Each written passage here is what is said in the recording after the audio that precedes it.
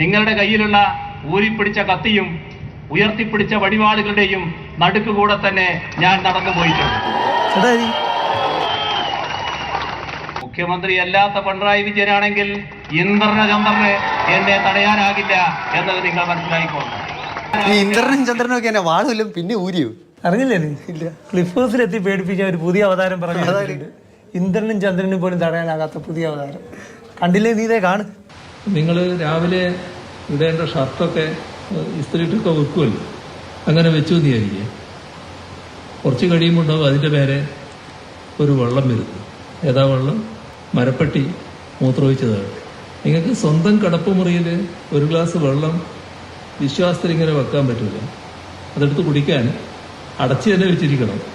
പിന്നെ എപ്പോഴാണ് ഈ സാധനം ഇതിനകത്ത് വീഴുക എന്നുള്ളത് സംശയിക്കേണ്ട അവസ്ഥയാണ്. അല്ല ഹരി, ഈ മുഖ്യമന്ത്രിയും പ്രതിപക്ഷ നേതാവും ഒരു കോമ്പൗണ്ടിലാണ് താമസം.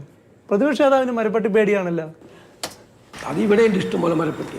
രാത്രി 4 മണിക്ക് ഞാനും ഉണർന്നു. മരപ്പട്ടി ഒന്നല്ല, ഒന്നിൽ കൂടുതലും മരപ്പട്ടി. ഓ, അപ്പോ മുഖ്യമന്ത്രിക്ക് പ്രതിപക്ഷ നേതാവ് കൂട്ട്. ഈ നമ്പേച്ചിക്ക് മരപ്പെട്ടി കൂട്ടെന്ന് പറയുന്ന പോലെ അല്ല കേട്ടോ. എന്റെ പൊന്നടാ വേനാണേലും ഈ വിഷയത്തിൽ ഇവരൊന്നും ഒന്നിച്ചല്ലോ. അല്ല ഏട്ടാ, ഇവരുടെ പ്രശ്നത്തിന് ഒരു പരിഹാരം ഉണ്ടാക്കണ്ടേ? ഉണ്ടാക്കണം. ഒരു ഐറ്റം ഉണ്ട്, കണ്ടാലേ? കണ്ടിട്ട് വരാം ചേട്ടാ. മരപ്പട്ടികൾ ചിലച്ചോടുമീ ക്ലിഫ് ഹൗസ് പറ്റിയ സോങ് വയലാർ എഴുതുകൊണ്ട് ഇതേപോലെ.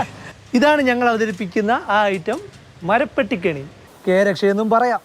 മുഖ്യമന്ത്രിയും പ്രതിപക്ഷ നേതാവും ഓരോന്ന് വീതം വീട്ടിൽ വാങ്ങി വെച്ചോളി. അതെ അതെ ചേട്ടാ, ഈ ഊരിപ്പിടിച്ച വാലിനിടയിലൂടെ പോണവരെയൊക്കെ വിരട്ടുന്ന ആ മരപ്പട്ടി ഭീകരനായിരിക്കും അല്ലേ? ഇന്ന് പോടാ, മരപ്പെട്ടികൾ പേടിത്തൊണ്ടന്മാരാ. ഈ മച്ചിൻ പുറത്തുള്ള അഭ്യാസമൊക്കെ ഉള്ളൂ. ആളെനക്ക് കേട്ടാ പിന്നെ മിണ്ടാട്ടുണ്ടാവില്ല. അപ്പം മുങ്ങും. മൂത്രമൊഴിച്ച് പ്രതിഷേധിക്കലാണ് പ്രധാന ആയുധം. അല്ലേട്ടാ, ഈ കൂട് വെച്ചിട്ട് മരപ്പട്ടി പിടിക്കാമെന്നല്ലാതെ ഈ മൂത്രശല്യം തീർക്കാൻ പറ്റുമോ? അതിനൊരു വഴിയുള്ളൂ.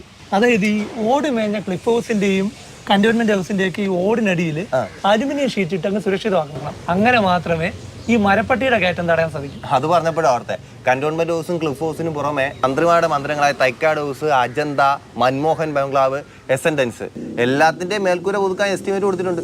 സംഭവമൊക്കെ കൊള്ളണം, പക്ഷെ ഉടനെ ഒന്നും നടക്കുമെന്ന് തോന്നില്ല. കാരണം എന്താണ്? കാശ് വേണ്ട ഖജനാവില്ല.